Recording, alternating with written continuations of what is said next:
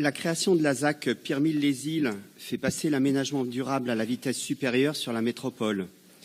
De la construction aux usages, ce projet va devenir le démonstrateur d'un quartier résilient dans notre métropole, avec probablement une audience au niveau national.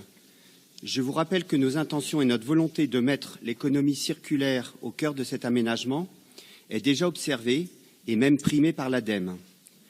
Nous allons mettre la barre haute avec un quartier dont nous voulons qu'il soit sobre en énergie et en ressources consommées, qu'il prenne en compte son environnement naturel, avec une exigence en qualité de vie et santé environnementale, et qu'il soit connecté en réseau de mobilité zéro carbone. Je salue donc les équipes de Nantes Métropole Aménagement, les architectes urbanistes qui se sont mobilisés pour retranscrire notre volonté politique de faire de ce projet une audace environnementale forte. Car tous les ingrédients sont réunis.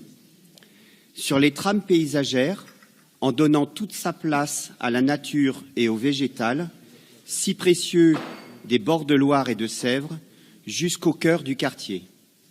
Sur les processus de construction, en utilisant moins de ressources avec des matériaux biosourcés et une gestion des déchets optimisée.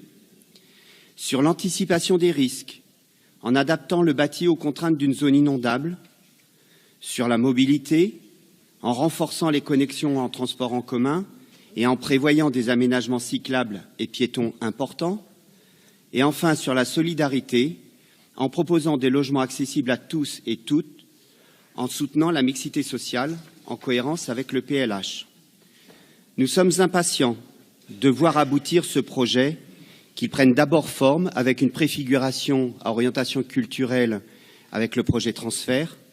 Cependant, nous vous alertons et resterons très vigilants sur la mise en œuvre de ces ambitions. En effet, sur la question des déplacements, n'oublions pas que le projet intègre la zone commerciale Atout Sud, qui est déjà sujette à une circulation très dense. Nombre de visiteurs de cette zone devront immanquablement passer par la ZAC en voiture, du fait même du style d'articles diffusés sur la zone, bricolage, du mobilier, entre autres.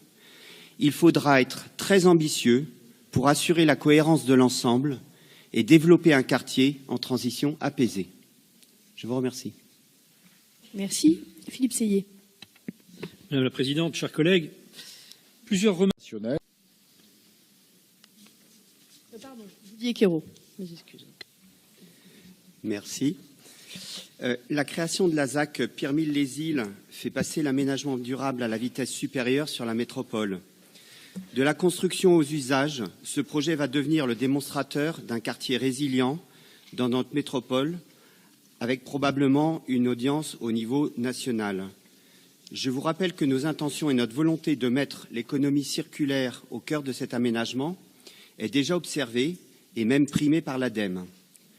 Nous allons mettre la barre haute avec un quartier dont nous voulons qu'il soit sobre en énergie et en ressources consommées, qu'il prenne en compte son environnement naturel, avec une exigence en qualité de vie et santé environnementale,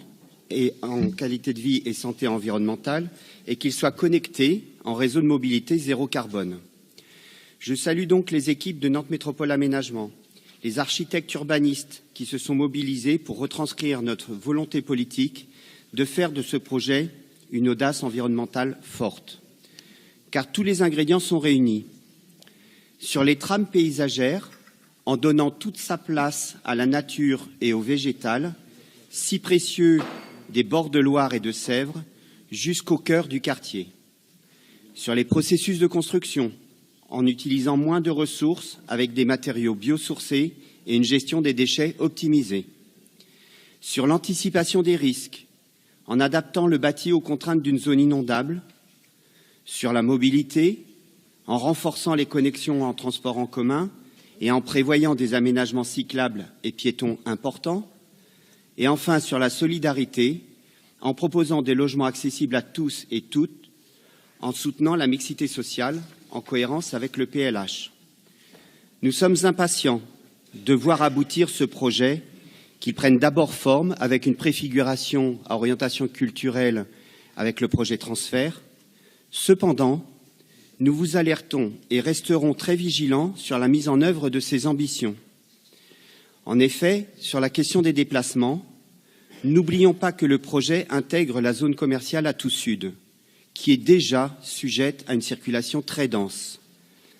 Nombre de visiteurs de cette zone devront immanquablement passer par la ZAC en voiture, du fait même du style d'articles diffusés sur la zone, bricolage, du mobilier, entre autres.